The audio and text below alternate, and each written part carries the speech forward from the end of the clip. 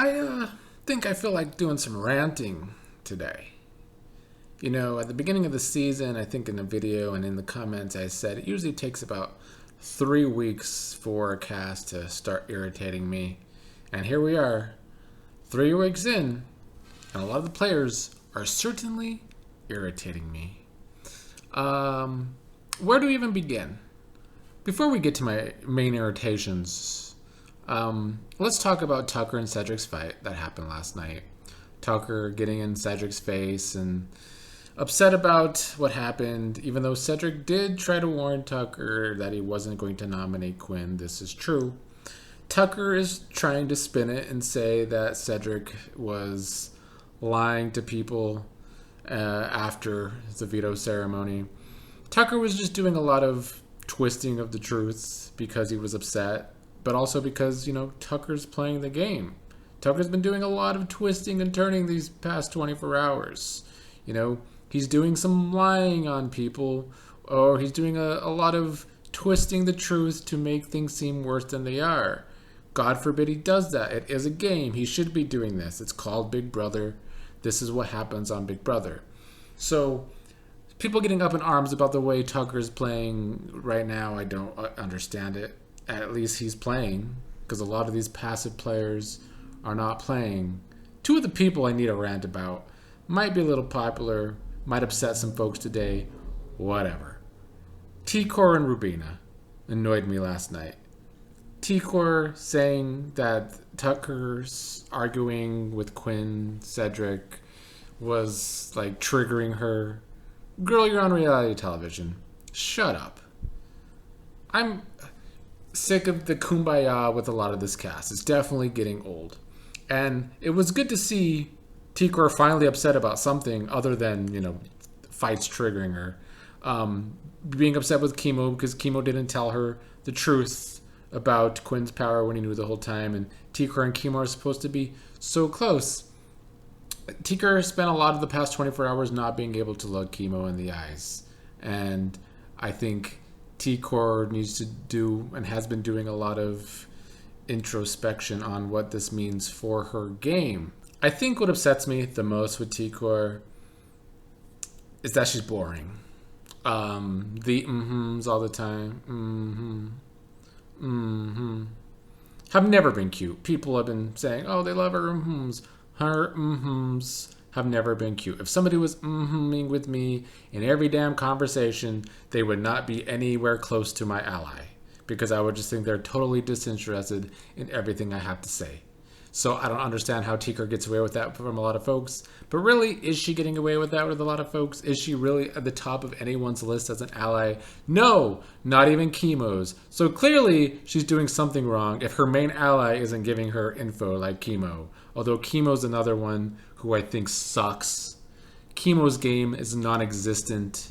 I think we see that with the way he has handled this house so far. I know he says he doesn't like confrontation or whatever. Clearly, Tor doesn't like confrontation either. But, why are you there then? This is reality television. There's going to be fights. That goes for Tor. And where Kimo is concerned, I just don't think he understands how to maneuver this game. I don't see it yet.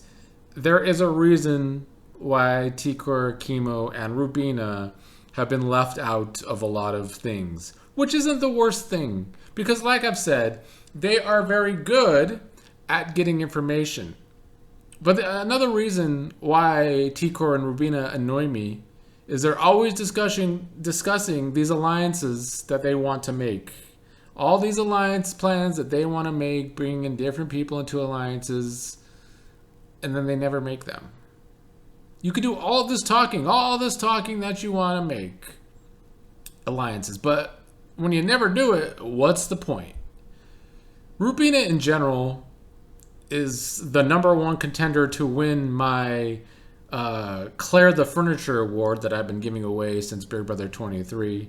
I believe some of the other past winners were Bowie Jane last season. The season before that was that Brazilian whose name I don't even remember because she was such furniture, India or something to that effect. It's going to be Rubina this season.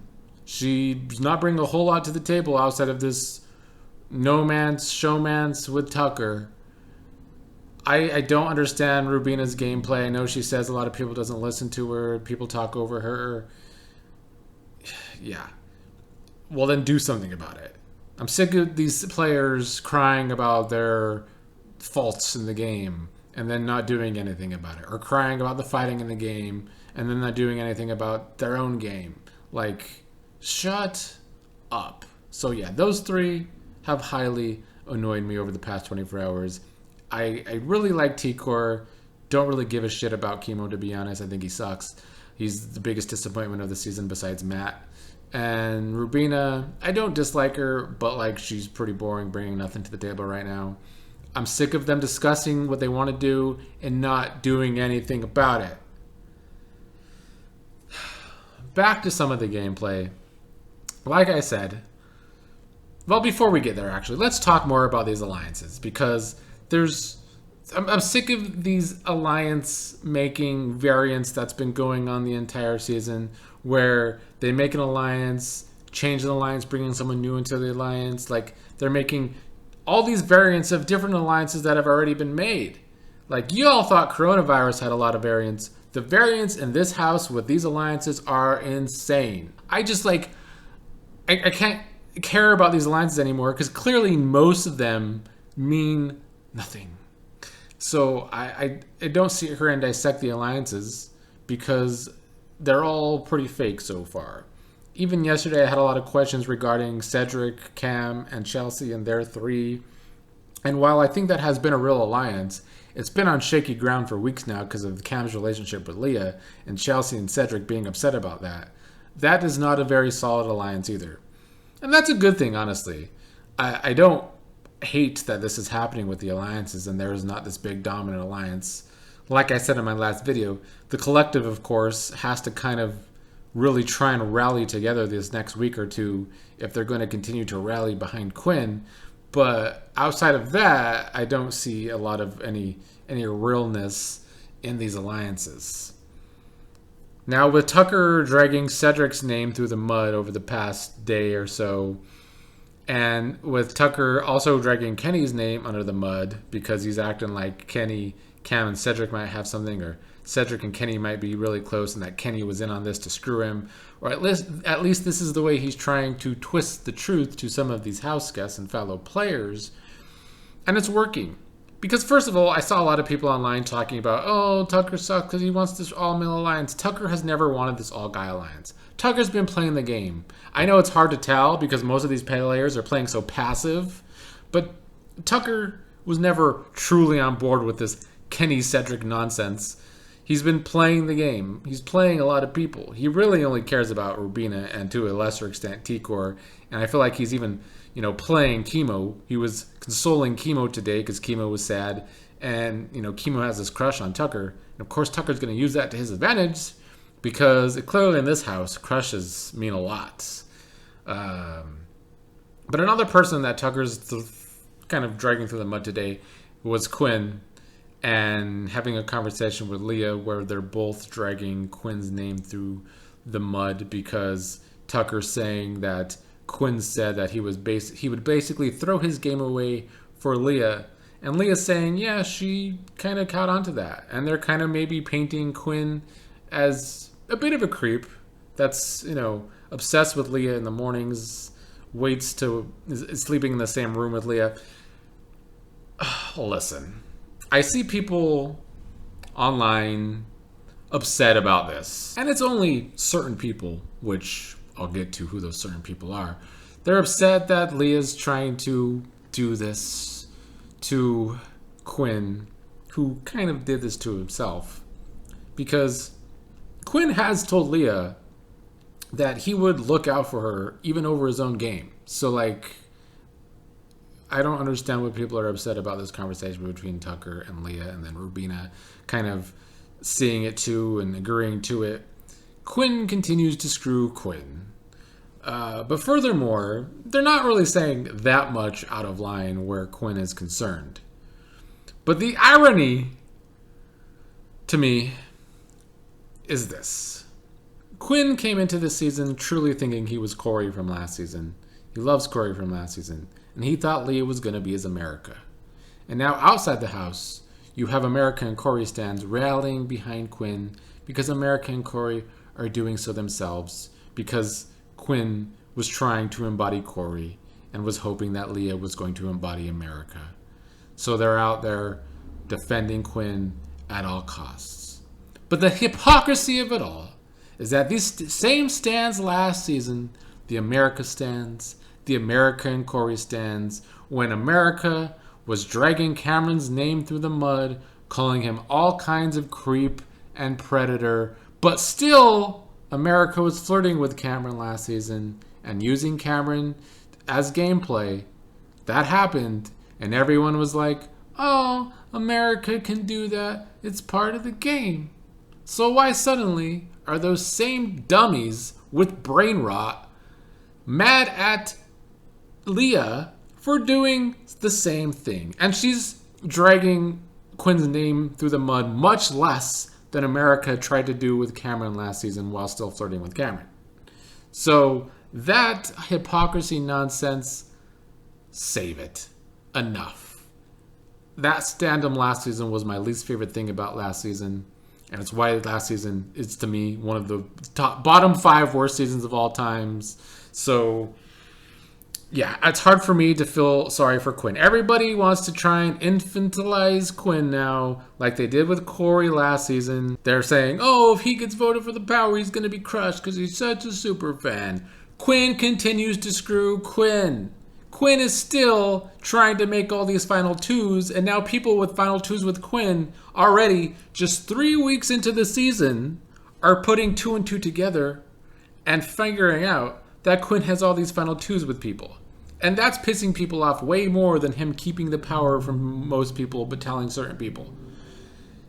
And even while, people are talking about Quinn and his final 2s, Quinn's still trying to make final 2s with Brooklyn today. It's enough. He's like Tyler, who made all these final 2s and lost the game at the finale.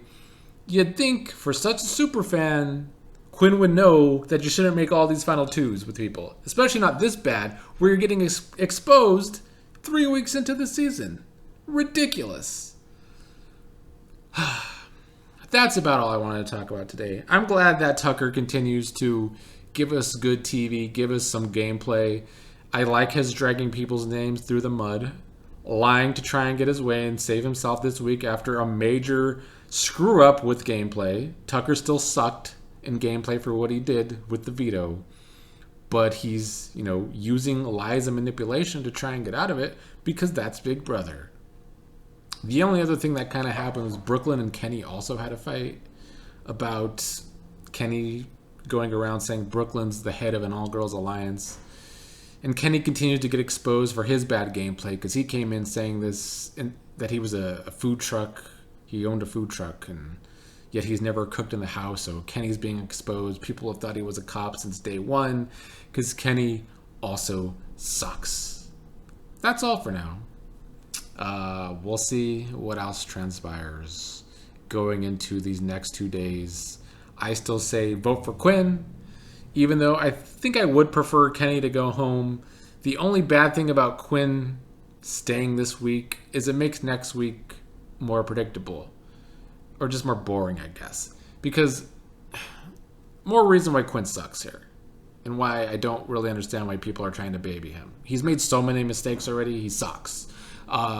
He now has to use his power next week with everybody in the house knowing, which makes his power useless, which makes all the blood on Quinn's hands next week, but it's going to be a repeat of Angela, Kenny, Tucker, some kind of that combination back on the block yet again, even though the secret power could have been used to make an actual big move.